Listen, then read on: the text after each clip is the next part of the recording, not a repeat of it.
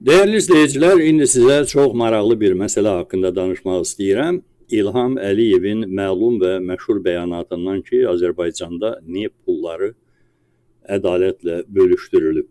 Bizim üstünlüğümüz tabii ki ondadır ki təbii sərvətlərimiz var. Amma o qədər ölkələr var ki, onların təbii sərvətləri bizimkindən qat-qat çoxdur. Amma mən heç kimlə müqayisə aparmaq istəmirəm.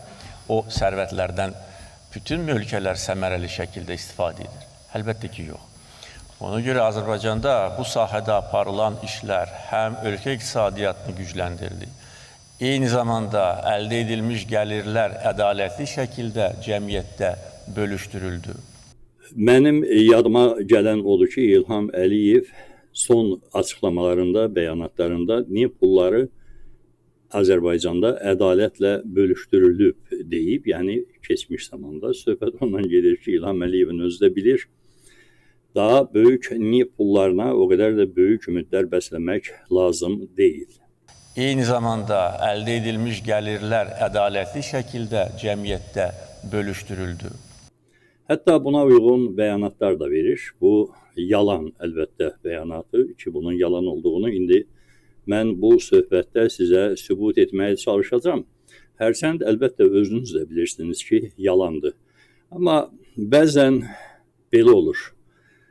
Aksiyomaları da sübut etmək lazım gəlir. Xüsusilə anlamayan adamlar üçün. Məşhur Azərbaycan məsəli var. Orada deyir ki, necə sən qanmayım, atan yansın. Bu, məhz həmin situasiyadır ki, aksiyomaları da isbat etmək lazım gəlir bəziləri üçün.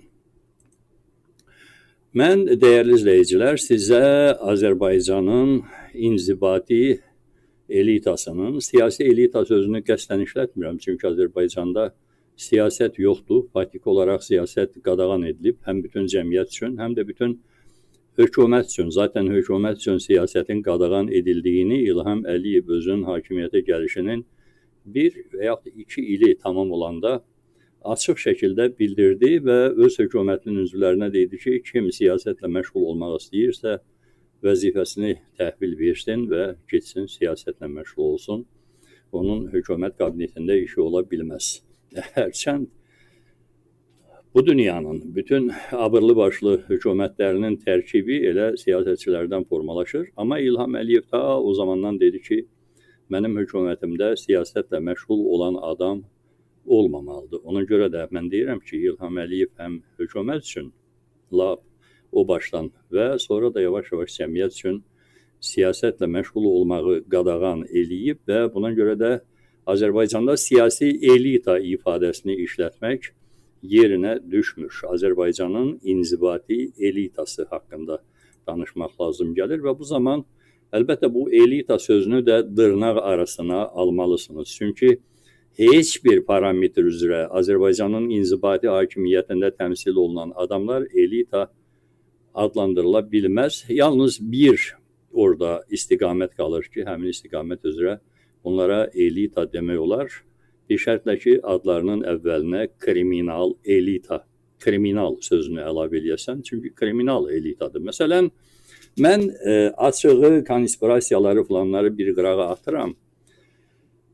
Azərbaycanın hökumət mətbuatının, o mətbuat ki, hökumətin sözcüsüdür, o mətbuat ki, elə bilavasitə hökumətdən gələn mülahizələri, rəyləri və rəqəmləri ifadə edir, həm yalanı, həm doğrunu.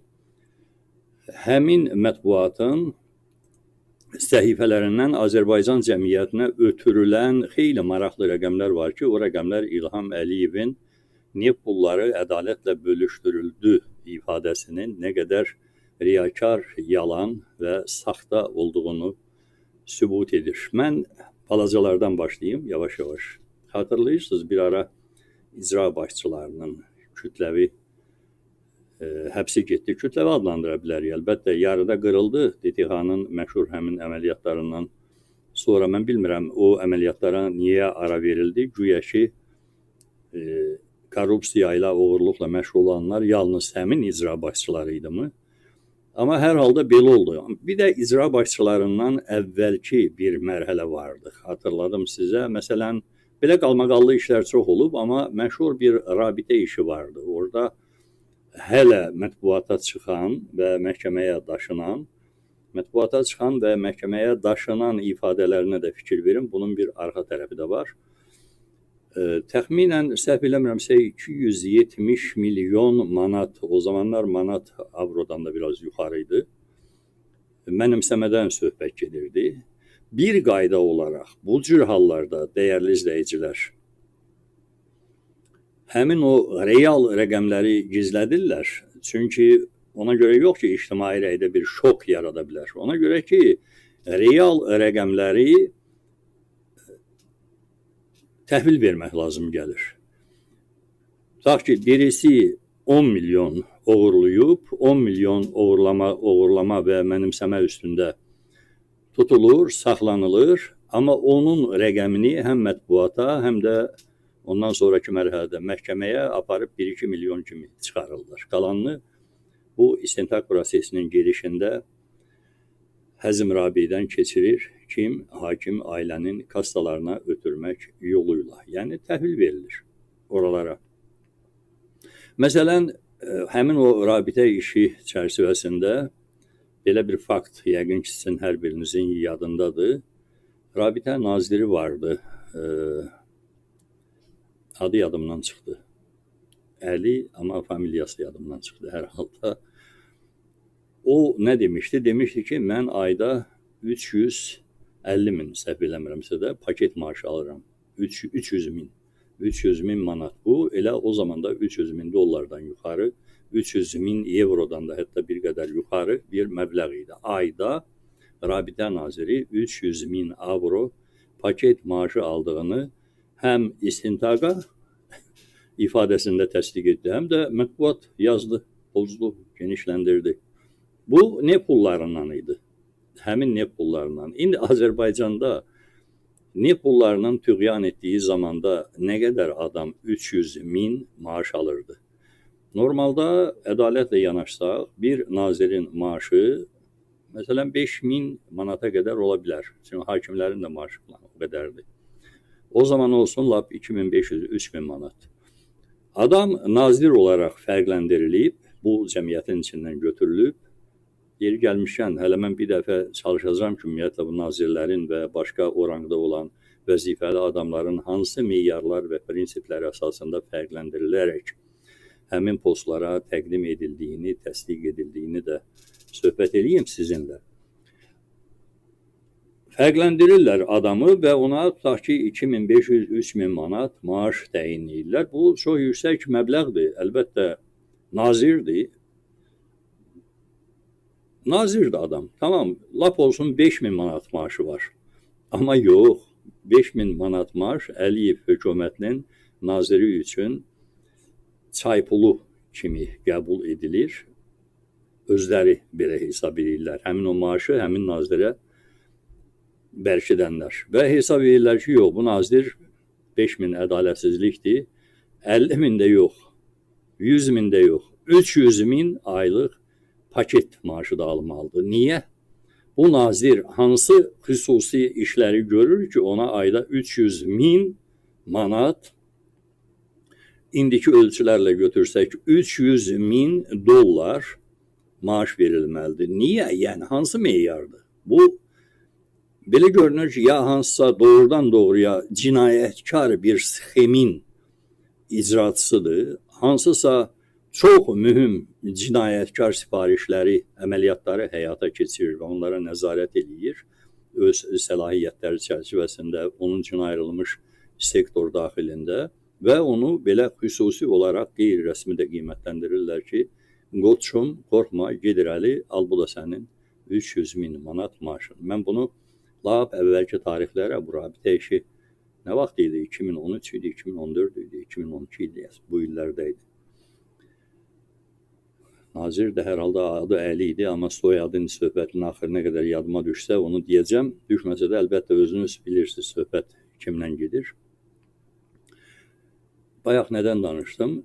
İcra başçılarından. Məsələn, İmişlinin icra başçısı William Hacıyev həbs olunanda evindən də yadınızdadır bu paketdə konvertinə bağlamada pullar falanlar müsadirə edildiyini göstərmişdilər.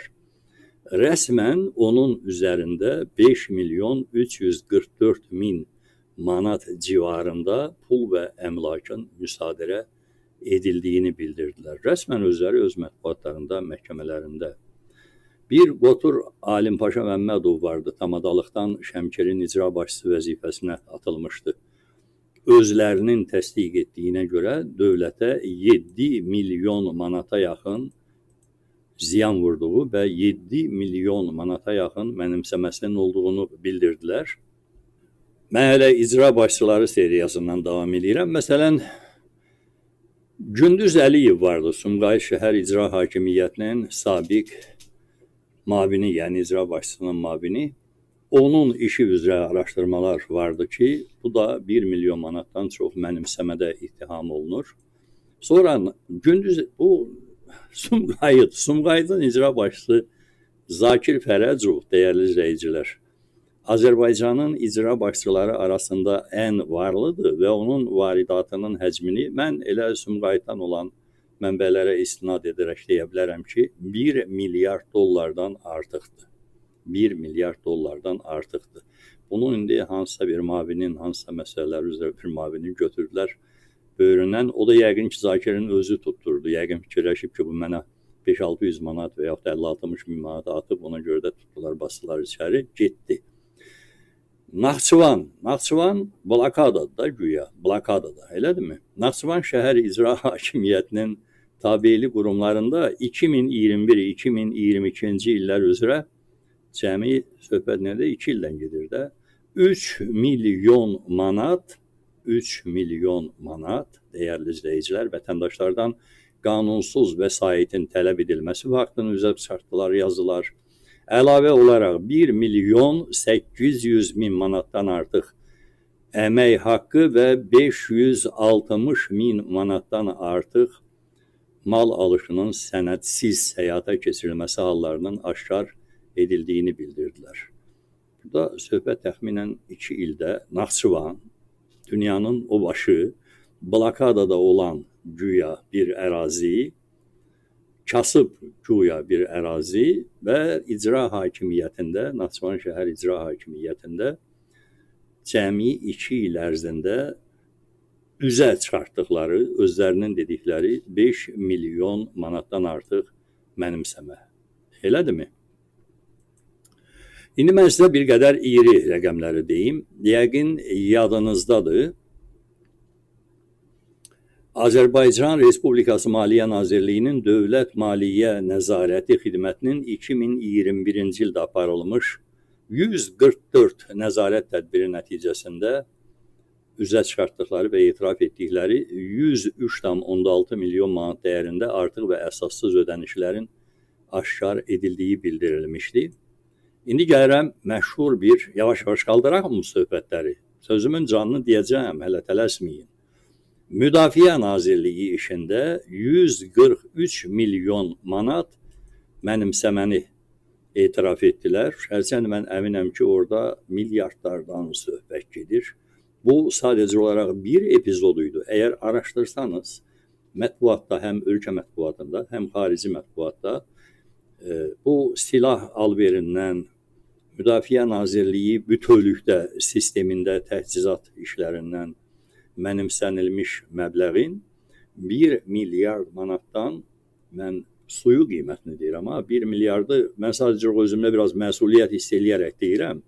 Açığı daha böyük rəqəmləri də əlimi sinəmə qoyub rahatlıqla deyə bilərəm, amma istəyirəm ki, biraz məsuliyyət olsun. Müdafiə Nazirliyi, burada başında kim durur? Zakir Həsənov, biraz böyründə kim durur? Elçin Quliyev, ümumiyyətlə ayrı imperiyada onun var dövlətinin həcmi təxminən 5-6 milyard dollardır. General Elçin Quliyev sərhəd qoşunlarının komandanı. Tamam da bunları bir versiya hesab eləyək, eləmi? Baxın, bunların özlərinin tutduğu qandallayıb içəri atdıqları əmək və nə idi o? Əmək və əhalinin sosial fəlakət naziri idi də Səlim Müslümov, elədirmi? Məhkəməyə çıxartdılar 27 milyon mənimsəməni. O da dedi ki, mən 20 milyon ödəmişəm, biraz saxladılar içəridə. Biz bilmədi harda saxladılar. Əslində isə elə həmin hökumət mətbuatı Səlim Müslümovun 4 milyard manatdan artıq mənimsəmə ilə bağlı olduğunu yazırdılar. Elədirmi? Elədir. Əlbəttə siz də araşdırsanız görəcəksiniz ki, Səlim Müslümovun da boyuna bu qədər biçilmişdi.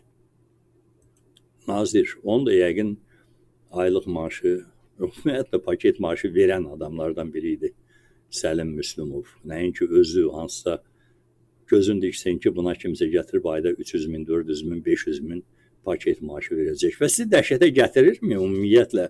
Azərbaycanda bir nazirin, məsələn, bir neçə 100 min manat, yarım milyon manat ayda paket maaşı alması.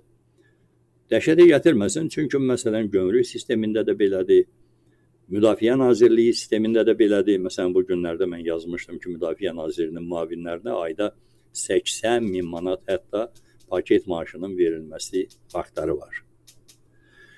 Ziya Məmmədovu tutdular, elədirmi? Tutdular, tutmadılar. Silkələdilər, belə atdılar qırağa ki, get Ucarda camış ferması saxla, Londonda da restoranlar düzəlt. Oğlu onun orada böyük investorlardan biridir. Yəqin Ucardakı camışları kəsib ətin göndərir ki, oğlu orada restoranlarda kebab çəksin, versin ingilislərə. Azərbaycanın hökumət mətbuatının etiraf etdiyi rəqəmlərdən çıxış etsək, Ziya Məmmədov, yəni Azərbaycanın Nəqliyyat Naziri 7,3 milyard manat mənimsəmədə ittiham olunurdu. Olunurdu yəni. Bütün bunlar hamısı sizin gözünüzün qarşısında baş verib. Biraz da böyüdək. Vasif Talıbovdan söhbət gedirdi. Bir ara çıxartdılar. Onu köylü köməkli yerindən çıxartdılar. Vasif Talıbov həmin yenə İlham Əliyevin ağzına baxan Azərbaycan mətbuatı Vasif Talıbovun 30-35 milyard manat həcmində oğurluq və mənimsəmə faktları ilə bağlı olduğunu üzə çıxartdı. Təbii ki, elə sadəcə olaraq onu işdən çıxartdılar. O milyardlar ki, söhbəti gedirdi, o milyardların mübahisələndirilməsi, o milyardların sonraki taliyi, onlar hansı hesablardan hansı hesablara necə köçürüldü kimi məsələlər Azərbaycanın bədbaxt cəmiyyəti üçün qaranlıq qaldı. Qaranlıq qalmadı. Əslində insanlar fəhmlə bilirlər ki, söhbət nədən gedir. Amma gizli saxlanılır bütün bu məsələlər. Sonra hətta yəqin bu günlərdə onu da görürsünüz ki, Vasif Talıbovun uşaqları həmin dövrdə mübahisələndirilmiş və yaxud müsadirə edilmiş əmlakın geri qaytarılması üçün yavaş-yavaş məhkəmə qərarları əldə edirlər. Məhkəmə qərarları demişkən sizə bəlkə Akif Çovdarovdan da danışım. MTN işində həbs olunan MTN elitasının toplam mənimsəmə faktları ilə bağlı rəqəmləri üst-üstə gələndə hardasa 1 milyard dollardan çox eləyir. Bunlar hamısı Azərbaycanın milli təhlükəsizliyinə məsul edilmiş generalların mənimsənilməsi, mənimsəmə faktlarının üst-üstə gəlməsidir. Amma bu kobud və mexaniki qaydadır. Orada real olaraq hansı rəqəmlərdən söhbət gedirsə, həmin rəqəmlər ortalığa çıxarılmış rəqəmlərdən, mətbuatın gündəminə atılmış rəqəmlərdən bir neçə dəfə artıqdır. Orada da o müthiş mənimsəmələrdə ittiham edilərək saxlanan adamlar başda Akif Çovdarov olmaqla, hansı ki həmin YAP mətbuatı onun ən azı 37,5 milyon dollar dəyərində mənimsəməsi faktını yazırdı israrla, əmlakının siyahısını çıxardıb vəziyirdilər saytları, mətbuat səhifələrini. Yadınızdadır yəqin, çox uzaq keçmiş deyil. O da hətta əmlakının bir xeyli hissəsini geri qaytardı, bir hissəsini geri qaytarmadılar. Və orada Akif Çovdarov kimi bu müthiş mənimsəmələrdə ittiham olunan, əli olan, sübut edilən çoxlu sayda belə generallar vardı. Vardı. Nəyi səhv desəm deyərsiniz. İndi bu Ramiz Mehdiyev məsələsi çıxıb ortalığa. Yenə də orada-burada Ramiz Mehdiyevin mənimsəmələrinin həcminin hardasa 50 və daha çox milyard olduğunu deyirlər və mən real sayıram. Əlbəttə görürsünüz, məntiqlə arta gəlir. İcra başçıları 5-6, 6-7 milyon, nə bilim, nazirlər 100 milyon. Hələ o Naxçıvanda bu akademik İsa Həbibbəylinin bir qotur oğlu var, Gömrük Komitəsinin sədri. Onun adına da bir 40-50 milyon, yoxsa 25-27 milyon idi hər halda. Yanlış eləməyim, aşağı, yadımda qalan aşağı rəqəmləri götürüm. O qədər mənimsəmədə adı hallanırdı. Ramiz Mehdiyevin də 50 milyardı olar, real olaraq olar. Yəqin ki, onun da həmin bu ortalığa çıxarılmış bir siyahılar ki vardı. O siyahılar, yəni şirkətlərinin, əmlakının siyahıları, onlar Ramiz Mehdiyevin ailəsinə, sülaləsinə aid olan mülk və pulların qopuq bir hissəsidir. Buna da əmin olmağınızı istəyirəm. İndi baxın görün, bax mən çox cüzi bir hissəsini saydım da, bütün bu mənimsəmə faktlarının çox cüzi bir hissəsini. Əslində son, məsələn 10 ildə hələ mən konspirasiyaları demirəm, müxtəlif adamların ehtimallarını demirəm, hətta müxtəlif qərəzli adamların çəkə biləcəyi real rəqəmlərin də hamısını çıxıram. Məhkəmə predmeti olmuş korrupsiya cinayətlərinin ki ifşa edilib, yəni siyahısını tərtib eləyən olsa, orada bir son 10-15 ildə də götürək belə 100 milyard dollardan yuxarı mülk, əmlak və konkret olaraq pul aktivlərinin mübahisələndirilməsindən söhbət getdiyini görəcəksiniz. Sadəcə olaraq tənbəllik eləməyən biraz da gənc bir işçi qrupu lazımdır. Bir 3-5 nəfərlik gənclərdən ibarət olan jurnalistlər, maliyyəçilər, internet üzrə araşdırmadan yaxşı başa çıxan adamlar, 3-5 nəfərlik bir qrup oturub, məsələn 2010-cu ildən sonra mübahisələndirilən, məhkəmə predmeti olan, medianın gündəmində olan korrupsiya mənimsəmələrini hələ İlham Əliyevin özünə qədər deyirəm. Ortalığa qoysa məlum olacaq ki, 100 milyard dollardan yuxarı korrupsiya dövriyyəsindən söhbət gedir. Bu iri buynuzlu və yaxud da hətta xırda buynuzlu, cüt dırnaqlı həmin bu inzibati heyvanların mənimsəməsi. İlham Əliyevin özü, elədirmi? İlham Əliyevin özünün nə qədər olar? İndi əgər Ramizin 50 milyard dollar korrupsiya səltənətindən söhbət gedirsə, İlham Əliyevdə bunu mexaniki olaraq rahat bir 3 və ya 4 qat hesab eləyə bilərsiniz. Daha məsuliyyətli şəkildə. Amma bir qədər özünüzə sərbəstlik verib bir neçə artıq qata da mindirə bilərsiniz.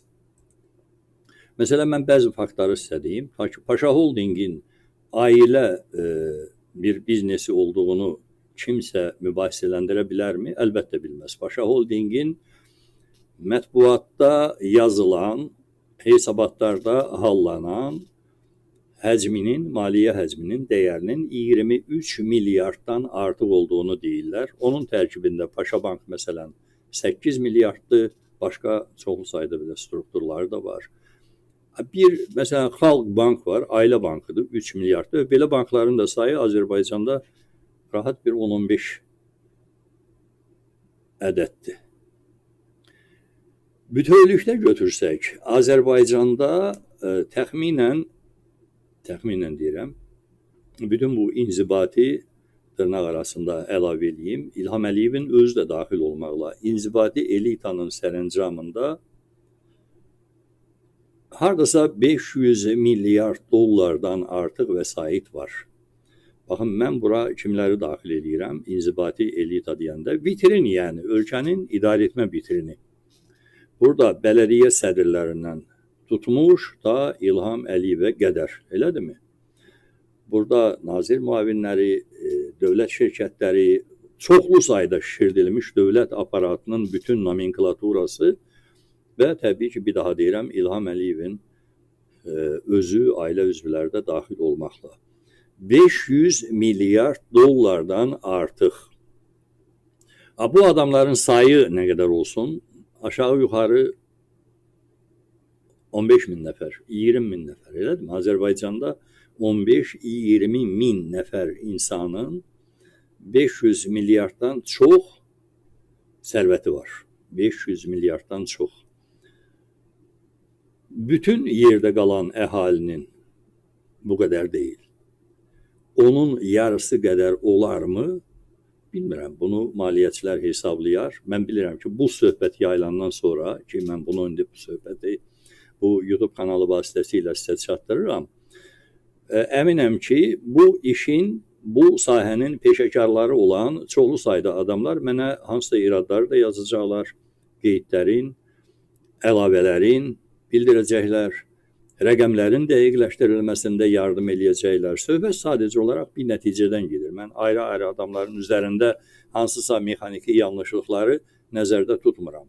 Bütün nəticə olaraq, məsələn, Azərbaycanda inzibati nomenklaturaya daxil olan 15-20 min nəfərin sərəncamında 500 milyard dollardan yuxarı az olmamaq şərti ilə sərvətin və pulun olduğunu iddia edirəm. Yarım trilyon dollar yəni. Və bütün yerdə qalan əhalinin, yəni 10 milyonluq da əhalinin sərəncamında bunun yarısı qədər, yarısından daha az mülk, əmlak və real pulun ola biləcəyini düşünürəm. Ona görə də çağrışım nədir? Çağrışım da odur ki, insanlar bu sahənin peşəkarları daha doğru, daha dürüst, daha dəqiq rəqəmlərin müəyyənləşdirilməsində öz qatqılarını göstərsinlər. Bütün bu söhbətləri mən niyə eləyirəm, dəyərli izləyicilər? Həmin İlham Əliyevin lap əvvəldə göstərdiyim o qısa açıqlaması ki var, Azərbaycanda neft pulları ədalətlə bölüşdürüldü deyə. Ədalətlə bölgü bilirsiniz nə olmalıydı?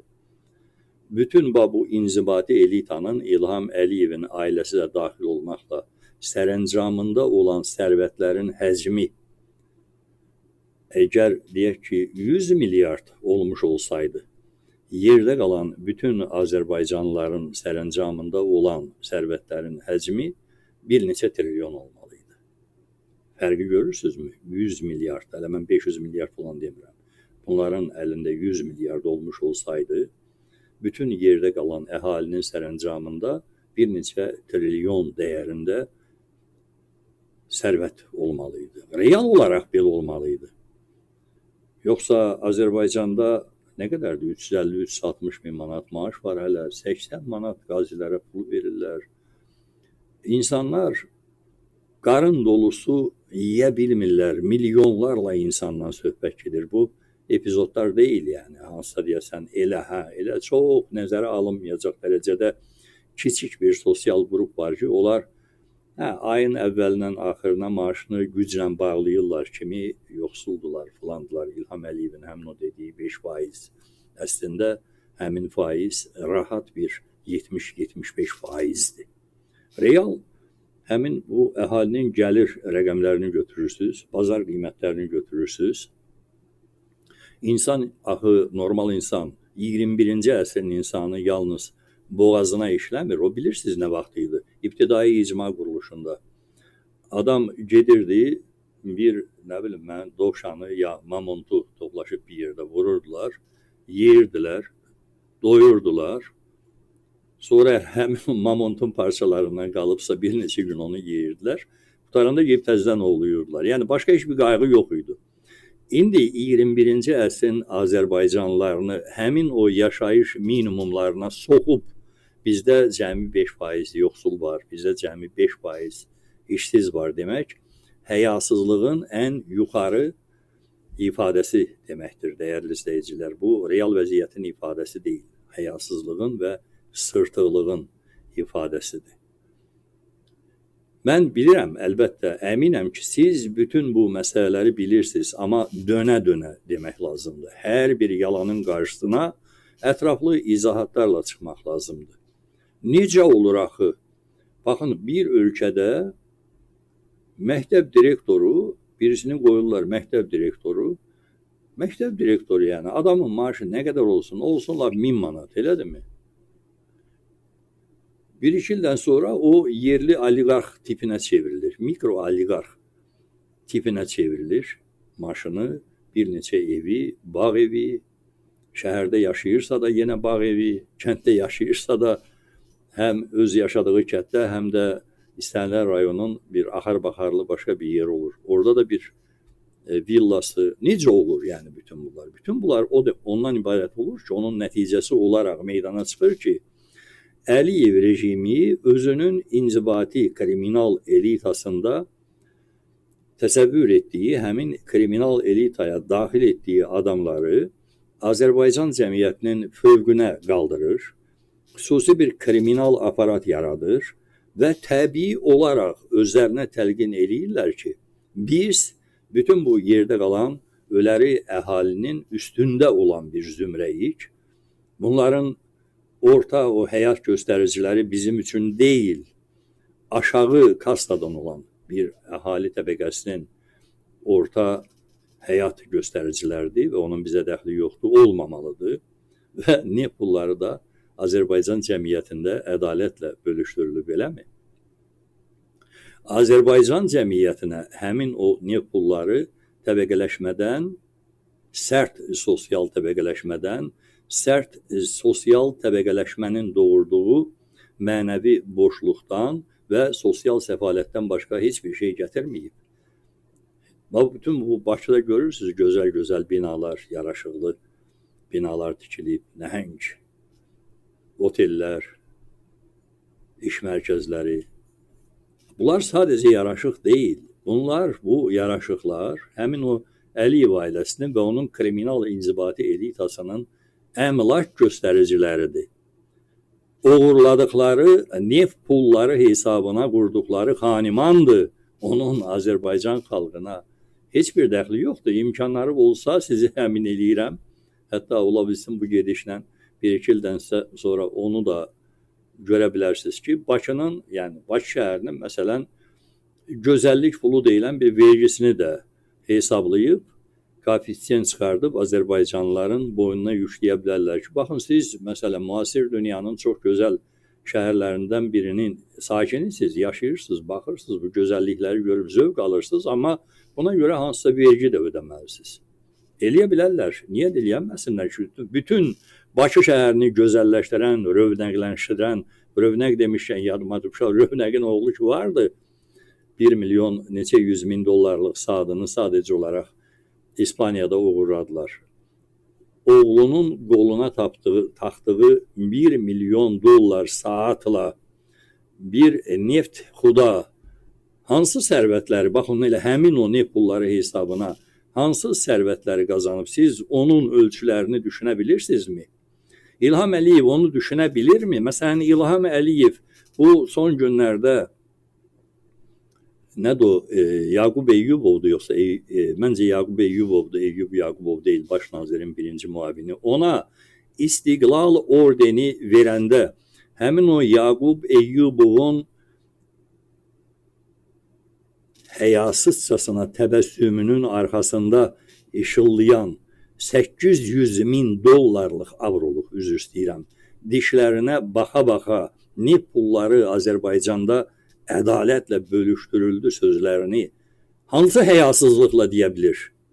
Bunun siz fərqindəsinizmi? Budur Azərbaycan cəmiyyətinin qarşısındakı sual. Budur Azərbaycan xalqının qarşısındakı missiya. Bu ölkənin xalqına məxsus olan təbii sərvətləri, yəni də İlham Əliyevin sözünə istinad edeyim, COP29'da demişdi ki, Allahın Azərbaycan xalqına lütfüdür, neft. Azərbaycan xalqına lütfü deyil. Azərbaycan xalqına lənət kimi, lənət kimi urcaq olmuş həmin o sərvətin, doğal sərvətin, Allahın verdiyi sərvətin vicdansızcasına istismar edilərək Azərbaycan xalqının əlindən, həyatından, gələcəyindən, bütün perspektivlərindən qoparılaraq bir qrup, kriminal bir qrup tərəfindən mənimsənilməsinin real nəticəsi bax budur. Bütün bunları sizə demək istədim, dəyərli izləyicilər, və bir daha təkrar edirəm ki, həmin o bütün inzibati kriminal elita və Azərbaycan cəmiyyətinin mümkün mal varlığı göstəricilərinə görə kimin irad və təklifləri olsa, o söhbətə bir də qayıdarıq. Diqqətinizə görə təşəkkür edirəm.